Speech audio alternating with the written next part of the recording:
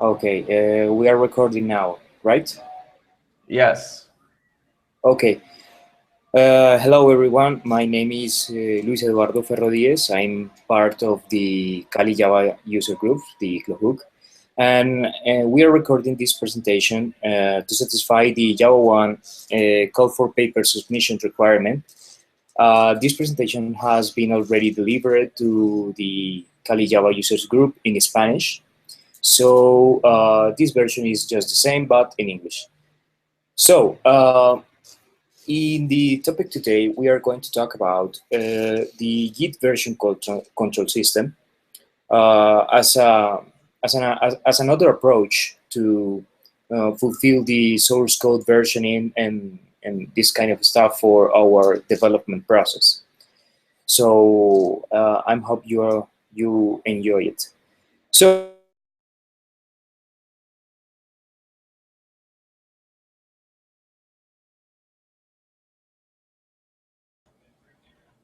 Luis, are you there?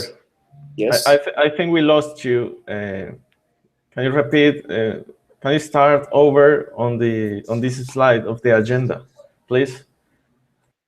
Only the agenda? Yeah. Okay.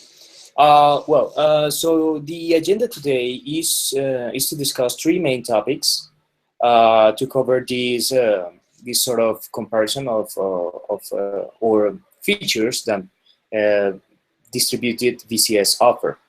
So in the agenda, the first topic is discuss about the centralized VCS versus decentralized VCS. We are going to compare where the advantages from one to another, and some issues to consider if we are going to use a centralized approach or a decentralized or distributed approach. Next, we are going to talk about the paradigm of the distributed repository. We are going to highlight here that there is a different workflow to work with this with this kind of with this kind of VCS. So it's important to know, and that's what we are going to discuss on this topic. And finally, we are going to talk about the specific Git as a distributed VCS. We are going to pass through some basic comments, some of the basic workflow, and just a few examples of graphical user interfaces to work with Git. So let's get started. Well, in our first point of our agenda, centralized VCS versus decentralized VCS. Okay, as software developers, we have the need to maintain history of our source code, right? That is important because we need to keep track of what have been done. We need to keep track of what is released to the customer. We need to keep track of the different features that are going to be developed and to differentiate them with the ones that are going to be released at a certain point of time. We need to have the ability to go back in time and to review these the source code history. For example, if you want to revert back to a previous version of a certain feature because something went broke or something like that, or you need to develop a new feature, but you also need to deliver stable versions to the customer. So you need to branch out this workflow. So this is why it's important a VCS. So now we have two different approaches to achieve this.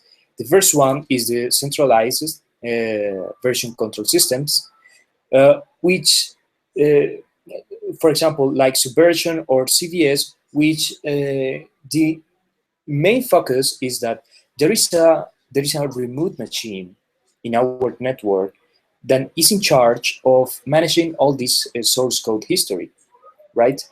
So every client on the network, it should have his own user, It will have its own local copy of a certain branch of the repository, and every communication or every VCS operation should be done against this server. A decentralized approach or distributed approach, like Git, Mercurial, or GNU Bazaar, are different in this kind of aspect.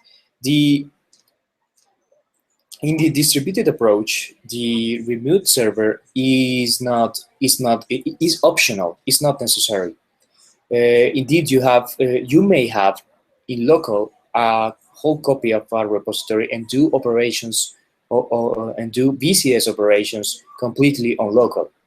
So what we are now going to discuss is what are the benefits of one approach against the other, and depending on some aspects, you may have you may want to work with one instead of another. So let's talk about a little bit more about centralized VCS. For example, Subversion or Team Foundation Server from Microsoft. Okay, as mentioned before, all the revisions are localized in a central server, a central machine on the network that is going to manage all this history of our code base.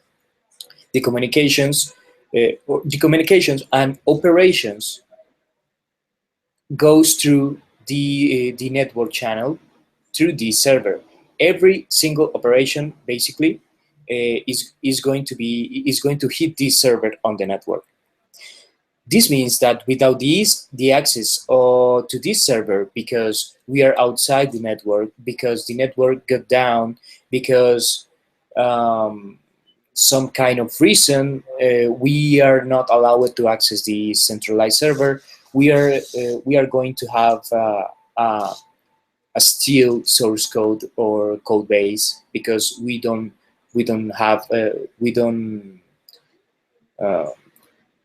we can't execute VCS operations against the server who has all the history and operations. Also, we could call it drawback, is that the management of several contributors is difficult. Imagine if you are going to work on an open source project, or a project so big that you need different contributors, and they are spread around the world. You will have to create users for all of them. And imagine, for example, that in two part difference of the world, there are two teams that are working on the same code base, but every single member of that team should have, for security purposes, his own user. And to manage this in the central server could be a little bit troublesome. So this is something you might want to consider if using this approach for really big projects.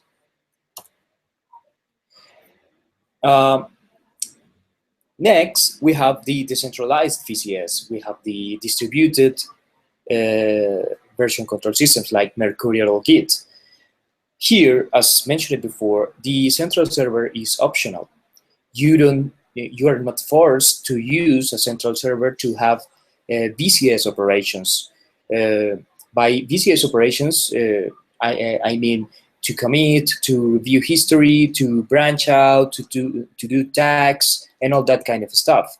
So you are allowed to do that in local without the need to a remote server.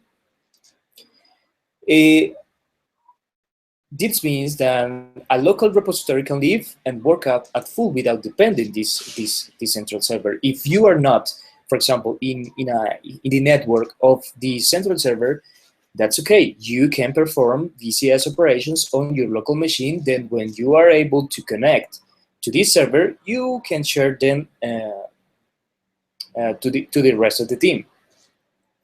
Also, management of several contributors get easier. Why? Mainly because you can, in a distributed repository, you can have copies of this repository not coming from the same central. What is this? As I mentioned, a server is optional, but you may want to do it because you may want to have it because you want to distribute your source code to different contributors. So you put that server online. And let's say you have multiple teams spread around the world. Then you allow these, for example, these two teams to clone or check out this source code, and internally they may have control of who is going to do check-ins, to do VCS operations that changes the source code history and all that kind of stuff. Then this base is published to the central server without a lot of ease. This means that the central server doesn't need to really know what are the end users or end committers that are going to use the repository. This is cool stuff if you are going to consider to deliver the source code of an application to multiple contributors. Now, consider the both approaches. We are not going to say that one is better than other. It's just that one has some features that may come handy in some kind of situations, and the other in the opposite. So, for example, in centralized VCS, operations directly with the central repo. As mentioned before, this might have a drawback when you, for some kind of reason, you are not allowed to communicate with the server. This is in contrast to the distributed repositories, which the central repo is optional. You may not have at hand the remote server, but you are allowed to perform all kind of VCS operations on your local repository. Then, every single file or folder in the repo can be worked individually in decentralized VCS. What this means? This means that you don't have, for example, you have a huge repository of tons of files, tons of resources, but you are only interested in a few ones or a single one. You are allowed to work on that single file when you want to have a local copy. You are allowed to work only on that specific file or only on the specific resources. This is in contrast in the distributed one. Since you have a full local copy of the whole repository, you are forced to work on the whole repository. So if you have a huge repository on a centralized server and you want to work only on specific files, you always need to clone the whole repository. You always need to work on the whole code base. So again, with decentralized ones, it is useful for tons for not closely related stuff that needs to be versioned but managed separately. This is closely related to what I have mentioned. For some kind of reason, sometimes in your code base, you need to have a lot of files, a lot of resources that are part of the same project, but are not so closely related. For example, you need to version documentation, or you need to version binary files, or you need to version something that is not hitting directly the code base. So this approach works nicely with this situation, because again, you are allowed to only work on that specific resource.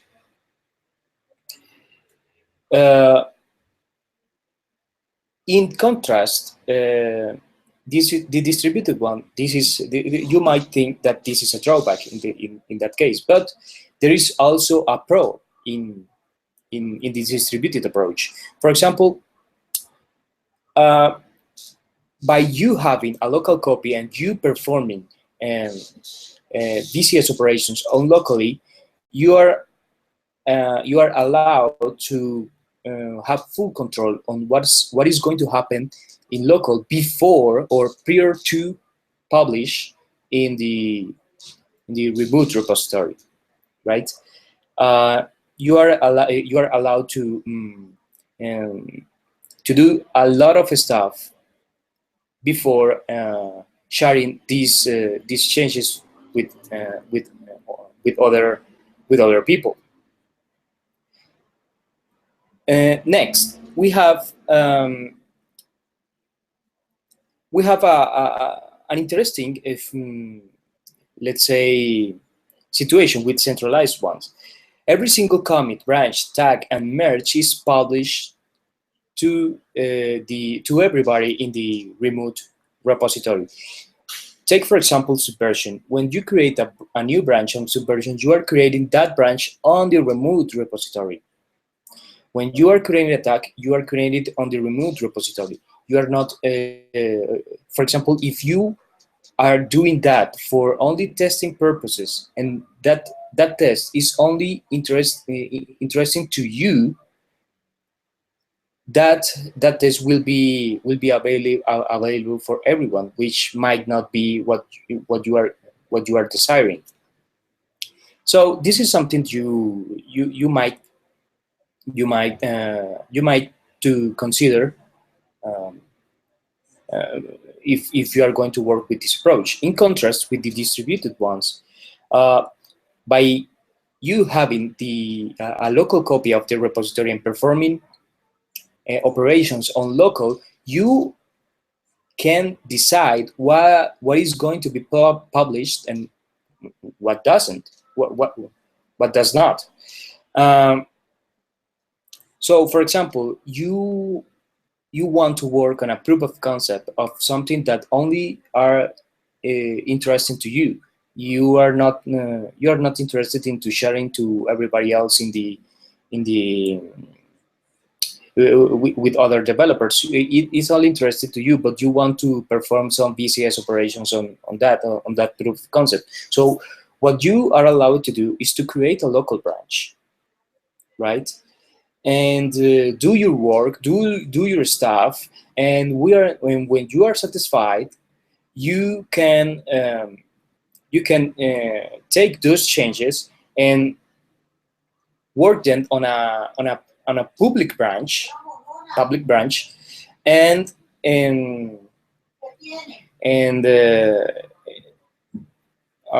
sorry. Oh my God, I lost my word for a second. Yeah, you pick those changes, right?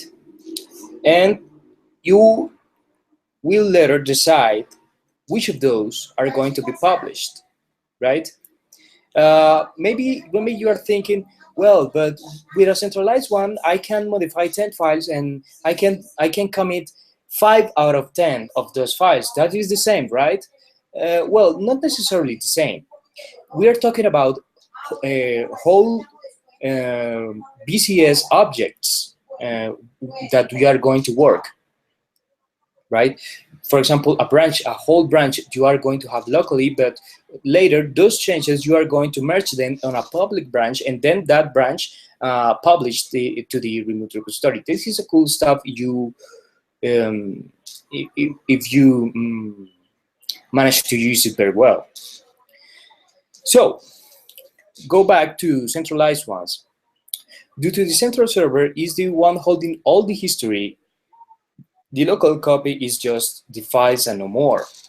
What this means is that if you want to perform a additional lookup on the history of your source code, you are forced to communicate with the server. This is in contrast to a distributed one. Since you have a full local copy of the whole repository, you are allowed to perform, for example, reverts, rollbacks, and branch switching, which is really fast because you are you have them in local. This is in contrast, for example, when you are working centralized. If you want to perform a switch from one branch to another, you are in need to do it against the server, and this takes network traffic and all that kind of stuff. This is in contrast with distributed ones. You have all the branches locally, and when you switch between branches, it's just a local operation, which is really faster. Now, there is important concept that we should talk about in this moment, and is the distributed repository paradigm. There is a big difference in the workflow and in the mindset when you are working with distributed VCS against centralized one. Though there are similar concepts, some of those concepts might apply differently, and the workflow also differs from the centralized one.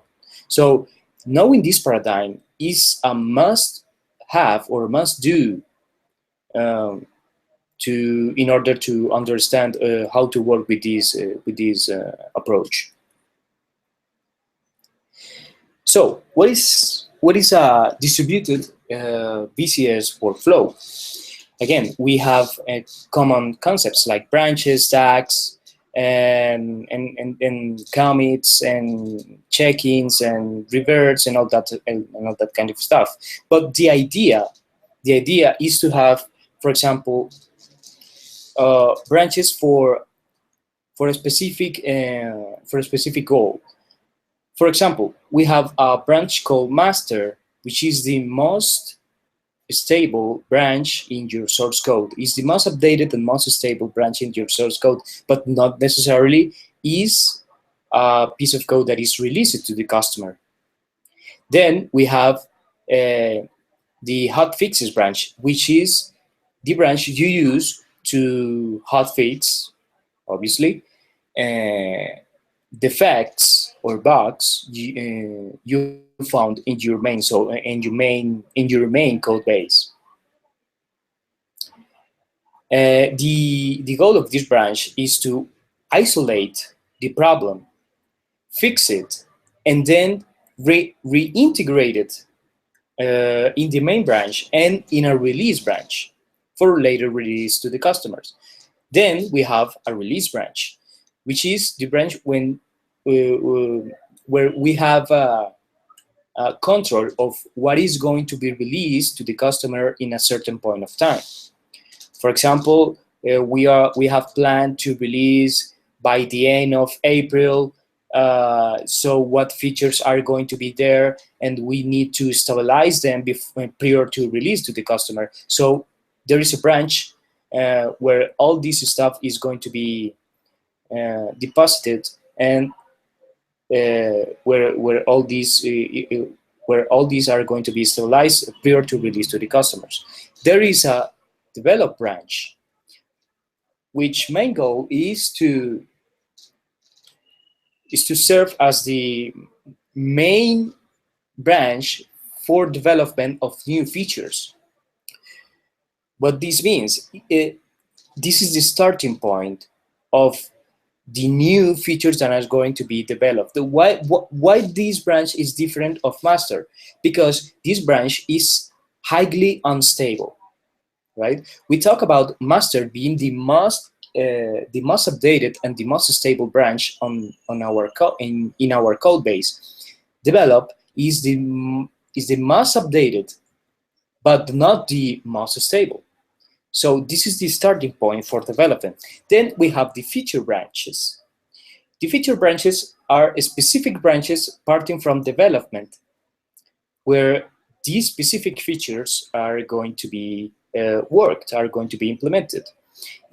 What this guarantee is that every single feature are going to be worked in isolation, and are not going to compromise a certain release.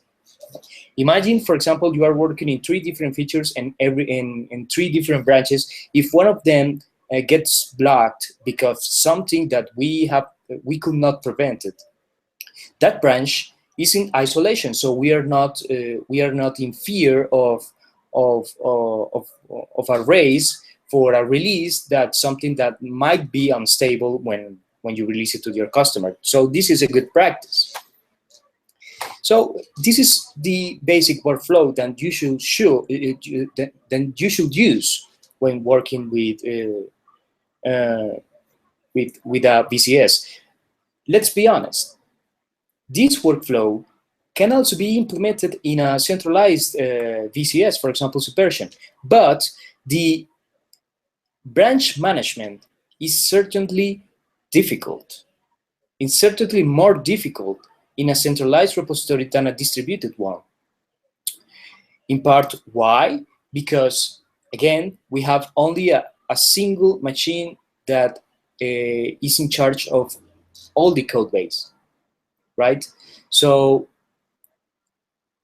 this means that this machine is highly under pressure. This machine is highly under a huge communication throughput from all the contributors and all this kind of stuff. And merging a branch is pretty. Sometimes it can be pretty hard. So the ability that you can use this approach in local prior to publish to a remote server, it's really helpful. So there is another topic that we can talk about. Again, we can use this approach also on centralized VCS, but it is also a good reminder of how it should be managed, this kind of stuff. For example, naming practices. Try to name the artifacts the simplest as possible. Avoid too large names, too complicated names. Try to make them descriptive. This means that if the branch is for a certain feature, try to name it after it, or trying to make it that when you read the name of the branch, you have an idea what is in that branch, what is the purpose of that branch. For example, if we come back here, the branch developed, you already know, you can imagine what this is for. Where the branch hotfixes, you can imagine what this is for, and it's a really short name. So it doesn't need to be really complicated, just descriptive and simple.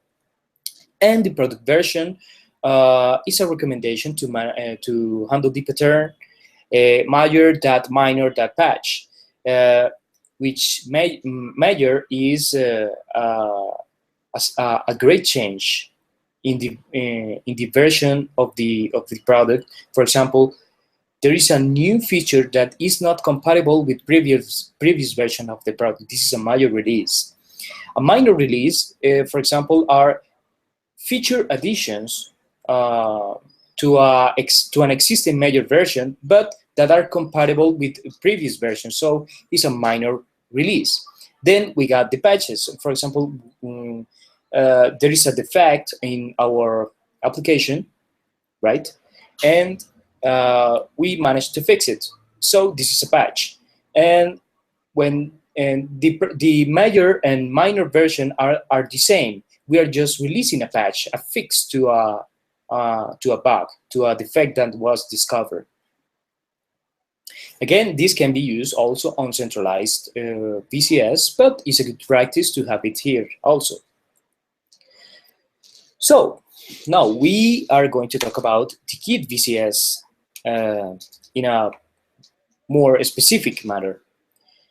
Git is a distributed VCS written mainly in C by Linus Torvalds. You already know who he is. Well, he wrote it first, but now the main contributor is Yuno Hamano, which is in charge of the Git project right now. what was the motivation of Linus Torvalds for writing this VCS? Well, at that time, he had some needs that his current VCS didn't wasn't achieving. So he focused on three main points. The one to the opposite of CVS, as we already know, CVS is a centralized version control system. It's very mature, yes, but sometimes it can be slow, and sometimes it can be some kind of difficult to handle.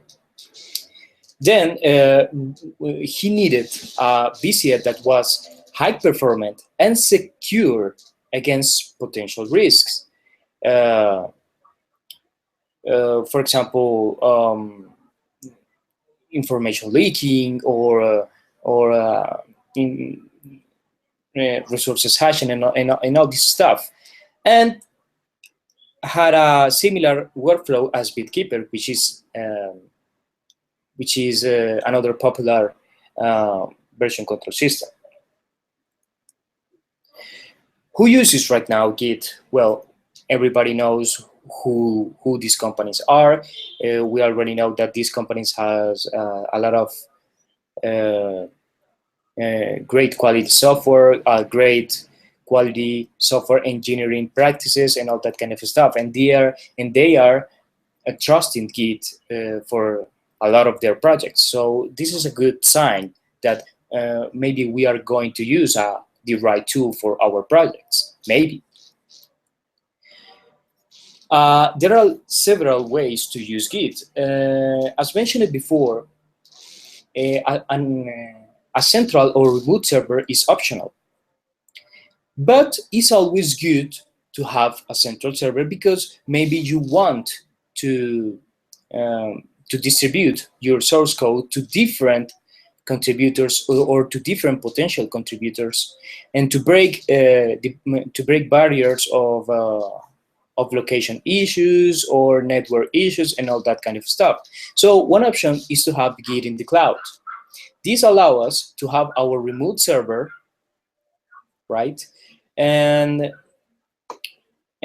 perform remote operations against this server, which is very accessible, very easy to use, and we are going to have all the advantages that we already mentioned before about distributed VCS. What are some of examples of this? As you might already know, GitHub is one of the most popular Git in the cloud service providers. We also got Atlassian Bitbucket, Assembler, Beanstalk, which all of them offers a different plans, a different features to work with your central repo. Where to find Git? Well, you can find it in the official webpage, git/ssm.com. And you can download it. It's available for all platforms, Windows, Linux, and OS X. So you can get familiar with it very quickly. Now, what we're going to do is to compare two different actual tools that, as mentioned in the first slides, that boot tools tries to achieve the same goal but different approaches, and this is a real example of that. Again, we are not going to say one is better than other. We are just going to say that for some kind of situations, there is the certain features of one tool can be better than others. In fact, some people even combine those tools to support the workflow of their software engineering process. So it's up to you, but it's a good thing to compare the features, mainly because, as mentioned before, we got a different paradigm. So we need to understand what are the differences. This is mainly for those who have been working with SVN for a long period of time and want to try Git. Sometimes you encounter an impact in that. But this is so easy in SVN and this is so hard in Git, and that is a reason for that. That is because the workflow is different, and it's good to know these differences. So, for example, in SVN we got the commit command, which for those that already know Git, SVN, just publish the changes to the remote repo. In contrast, Git uses the command commit to obviously commit the changes, but in the local repo only. So this is a local operation in Git, and in SVN is a remote operation. Then in SVN we have an update command, which will fetch and update your local copy of your repository from the latest or certain revision on the remote server. On Git, if you want, after you have committed some changes on your local repository and you want to share them to the rest of the team, you will need to publish these changes with the push command, right? And if you want to know, listen carefully, if you want to know what changes have been made in the remote repo, but not apply them on your local repo yet, you need to fetch them with the fetch command, which basically checks for changes in the remote repo and notifies you, hey, your local repo is outdated by this number of commits. You should do a pull to get them in your local workspace and all that kind of stuff. Then you will need to do a poll, which will download those changes and apply them to your local repository. So you may notice that the process of doing a change and sharing them with other people, it's and obviously getting new changes from other people, it's a two steps process instead of one, which is the SVN. With SVN, to publish, you use only commit. In Git, to share with others, you need to commit, then push. In SVN, if you want to get changes from other people, you update and no more. In Git, you have to, sometimes, you have to fetch and then pull, or you can pull directly. Sometimes, some people first that have been working with SVN for a lot of time find this odd, find this strange. Why I have to do two steps to achieve the same thing that in SVN I have to do with one step? This has no sense. Some might say, but these have a reason. Remember that Git is a distributed VCS, and when you are and you have a local copy of the whole repository, not just the files that you are working on. You have a local copy of the whole repository, so you need to perform operations on your local copy, then publish them to the remote repo. This is something you have to keep in mind working with for example, Git. Then in SVN we have the switch command, which changes from one branch to another. This is a very slow operation because, again, we have to communicate with the server to check the state of that branch and so on and so forth, right? This in contrast in Git, which is made by the checkout command, which you might notice this is different from the checkout version of SVN, which will get which will get a fresh copy of a certain branch a certain revision of the remote repo. But in Git, checkout will work to switch from one branch to another, which is really fast. Why? Because we have a local copy of the whole repository. Now, you can imagine here the differences between both approaches. In the above comments, you have, okay, to publish, I need to do 2 steps instead of 1. But if I want to change to another branch, I do it quickly, so fast, in contrast to an SVN approach. So this is the kind of stuff that you might take in consideration when working with these with these different approaches. So, what is then the basic commands of the Git workflow? Again, you can have a local copy of the repository in your local machine without the need of a remote server.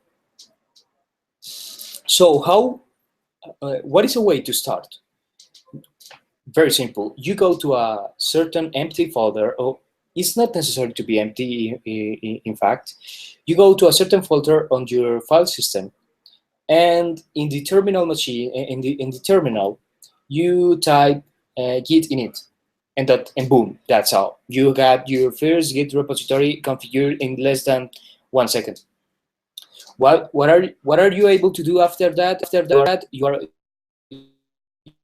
add files, obviously, first. To add files, commit them, have a source code history, have a lot of stuff. Just in your commodity of your local machine. You are allowed in that moment to have branches, to have tags, to go back in version and all that operations, and you don't need a remote server to do that. Another way to start is, let's say for example, there is already a remote repo that you want to work on. So in this case, you will want to clone that repo. So you get, for example, the URL of that Git remote repository, and you git clone it, right? So what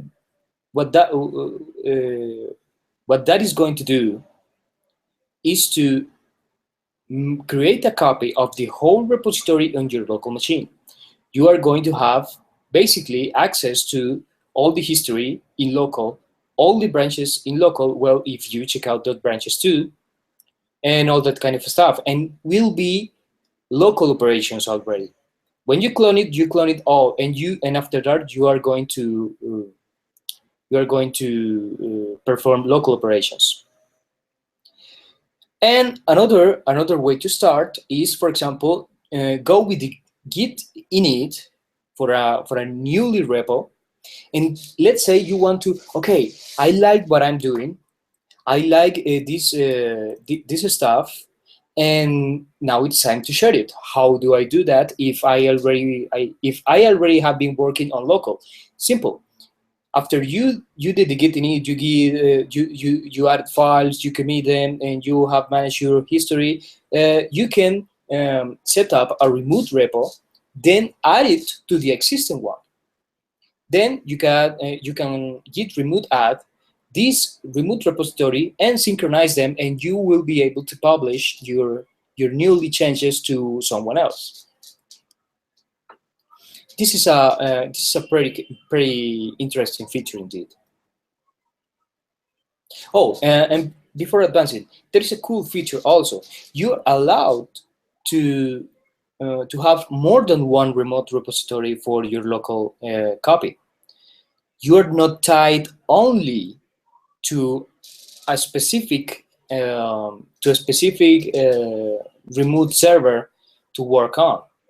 Let's say, for example, you have been working. Let's put a real example. Let's say you have been working on Bitbucket, right? You have been working on Bitbucket. You have your local repository and trying to communicate with that repository, and then you decide to work on GitHub because, I don't know, you like it more. Then what you will need to do is to create that repository on GitHub, add it as a remote on your local repository, synchronize them, and then you will be able to publish your changes on GitHub.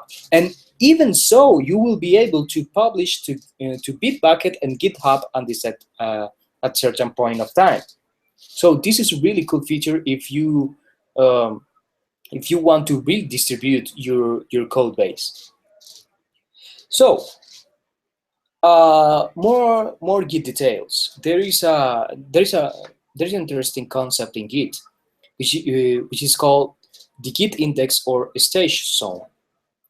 Why this is important? Because again, this is part of the Git flow, and is a prior operation to share your changes with somebody else, or to persist them in your source code history. The Git index or stage zone is, let's say, a buffer where you can allocate certain files that you have been modifying, right? And have it there in that safe zone. Then later in time, you can decide to commit them, right? What does this mean? For example, you have been modifying 10 files, and you only are interested in committing 5 out of 10 of that files. Then you add those five files on the index zone, and later you notice that no, I need to add one more, and then you add one more to that index, and it's like a checklist. View try to visualize the Git index as a checklist. This is the checklist of files or changes that I want to publish to my source code history. Then when you are done selecting what the changes are going to be published, then you just simply commit them and then publish them to the remote server. This is a must understand for the Git flow, because at the beginning, even more if you come from working on SVN for a long period of time, this concept sometimes sometimes might be difficult to grasp at the beginning. Then we have local operations, as mentioned several times before. On your local copy of the repository, you are allowed to perform several different operations, like, for example, checking the workspace status, like with the Git status. What is the workspace status? How is your repository doing? How is your local repository doing? For example, how many files have you modified and are ready to be committed or indexed on the stage zone? Or how many files have you removed, and you should index them to perform the deletion in the history. You can verify what are the specific difference of on the different files with the git diff, which is very similar to the SVN diff command. Commit a file in the local repo with git commit, which is a local operation, as I mentioned before. Add files to the index with git add. This means that this file has a change, and you want that change to be persisted in the source code history. Then you add it to the index. This is important to notice. Add files to the index. This is the same index I was talking about earlier. Add files to the index. Then you commit them to the repository. There is a difference here. Then you can remove files with git rm, and or remove files from the index. Remember, the index is a checklist of files that you may want to commit. Then you can remove or add them from the index. You can, as well as you can add them, you can remove them prior to a commit. You can review the log with git log, which is again local. This is not a remote server operation. You can also revert to a specific file to a specific state. With git checkout, the commit ID of in the history that you want to revert back, and the path to the file. You also may want to revert the whole branch to a specific commit. For example, I did a lot of stuff, but I regret it, so I prefer to revert back to when I started. So you revert back to a specific commit ID. Then we have the remote operations, which are the operations when you want to share your changes, the changes of your local repository to other people. For example, after you have committed your changes, right? If you perform a git status, the git status will tell you, hey, you have committed this and this and this, but are not present yet in the remote repository. You want to publish them? Use git push. What is git push? Git push will send those commits to the remote server, to the remote repository on a specific branch. Then, for example, if you want to if you want to know what other people have changed on the remote server, but don't want to apply the changes yet, you may want to use git fetch, name the remote, and name the remote branch. So that way you can know what are the changes that you might need to apply to your local repository. Then, if you are certain of doing it straightforward, you can directly download them and apply them to your workspace with git pull, which again uses the remote name and the remote branch name. Now, a very interesting feature in Git is called the Git stash. What is the stash? The stash serves a very interesting purpose. It's almost impossible in every single VCS. It doesn't matter the brand, it doesn't matter the type, it doesn't matter everything. You are most likely to have conflicts with a file, right? You might be in a situation where someone else modified the same file you are modifying, and you have your local changes, but have not yet published them to the remote server, and you notice that this other person modified the same file. What Git stash does is, okay, you have several changes on your workspace. Let's save them in a safe location, clean your workspace, then download the changes so you can work with them and apply your changes back whenever you want. This is a really cool feature. For example, when you are working and someone else says, okay, I have made an update on this feature and all of you need to have it right now because X or Y, right? So what you need to do is, let's say you have a really messy workspace. You have been modifying a lot of files, and if you pull that changes that are mandatory, you might have a bigger mess.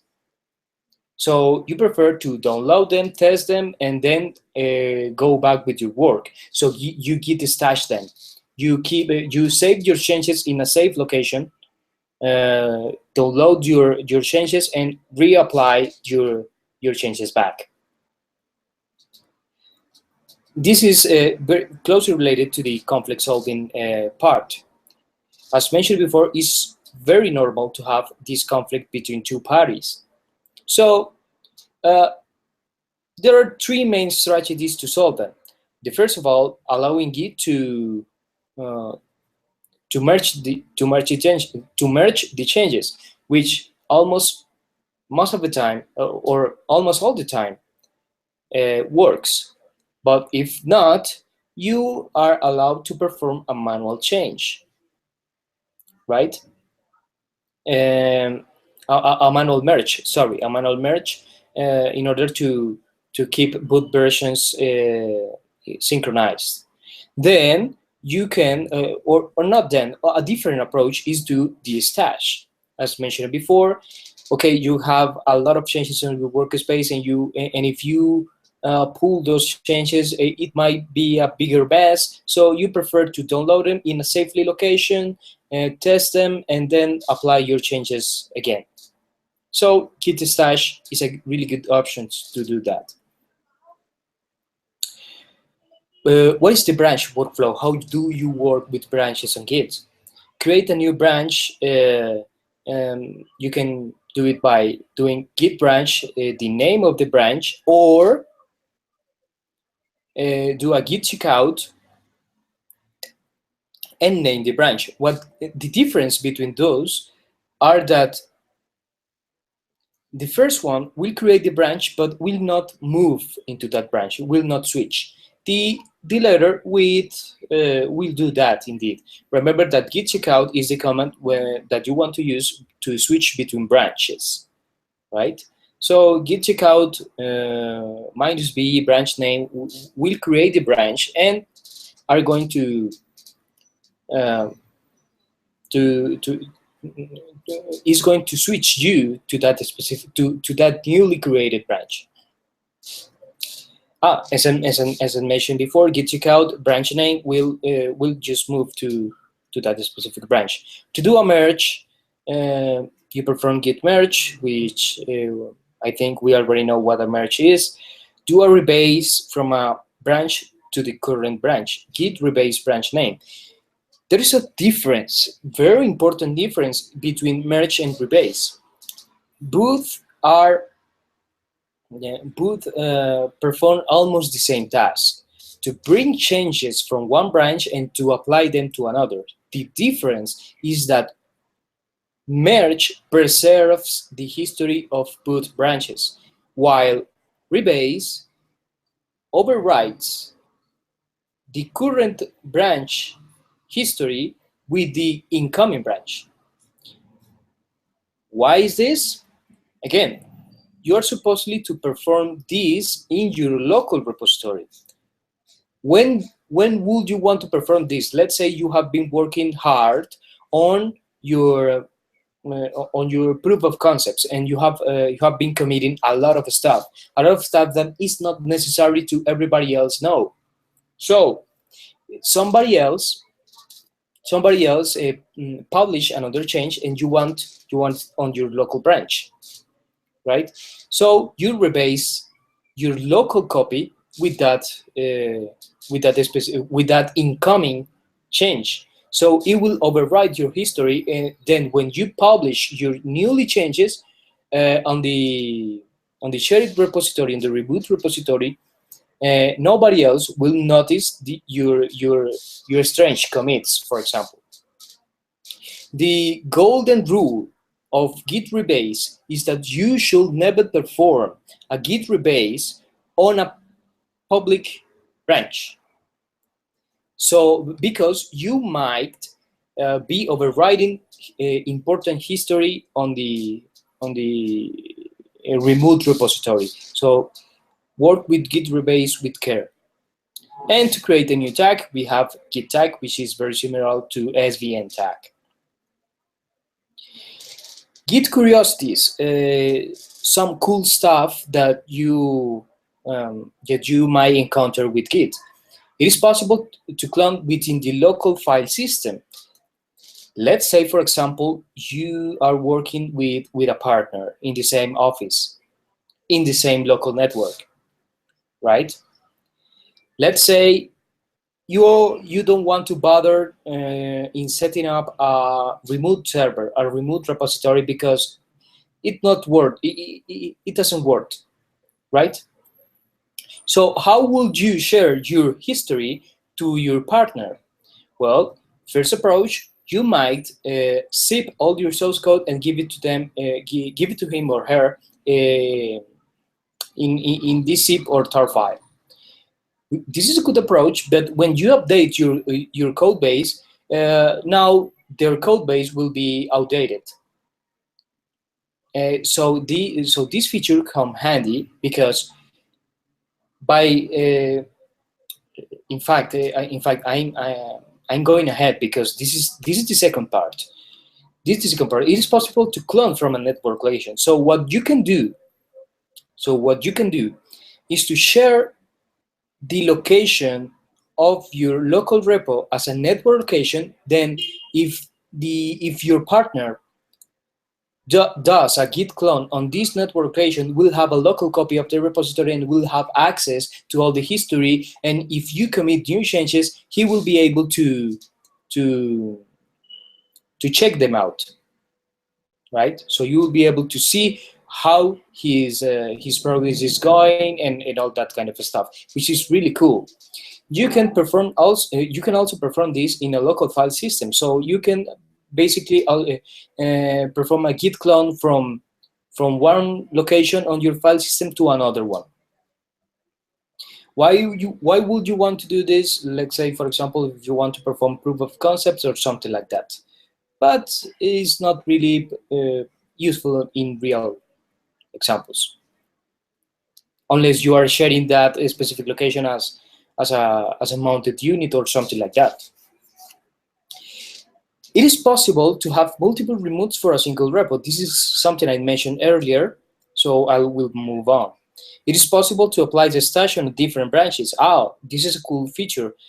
For example, you have, let's say, let's talk about a real example. Let's say you are working on an application that has certain files that are dependent of a connection to, for example, your local database, not a remote database, a local database, and you have different parameters to connect to that resource, and you modify these files on your local machine to work with only your local resources. Let's say that you need to work on different branches. You can stash that branch, stash that change, switch on a different branch, and apply that stash change to a different branch, right? So you don't need to, for example, modify the config file to connect to the certain database on your local machine every time you need to switch from different branches on your repo.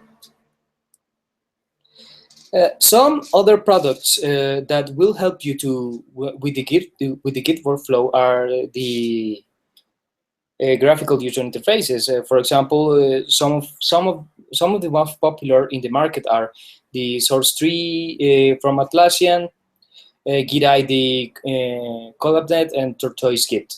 All of them are free to use. You are welcome to use them if you want. They will really help you to understand the Git flow. These are some of examples of the source tree from Atlassian, which is a really cool application, and I really recommend it. And finally, the bibliography of this presentation, where I get all the elements to that I gave to you, the official page of Git, and the Git flow guide from Team City, and the tutorial from /Vogel that are really cool resources if you want to learn Git in a more deeply way. Well, I think that's all. I really want to thank you very much, and I hope you like it. Okay, Luis. Thanks for doing this. We really appreciate your time, and We hope to see you again soon. Thank you, Alexis. Okay, bye-bye. Bye-bye.